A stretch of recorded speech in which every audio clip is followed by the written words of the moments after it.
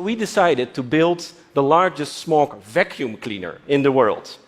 So it sucks up 30,000 cubic meters per hour, cleans it on a nano level using very little electricity, and then releasing the clean air. So we have parks, playgrounds, which are 55 to 75% more clean than the rest of the city. Every month or so, it opens like a spaceship. This is the stuff we are capturing. This is Beijing smog, pollution. This is the horror. We live 5 to 6 years shorter. Children have lung cancer when they're 6 years old.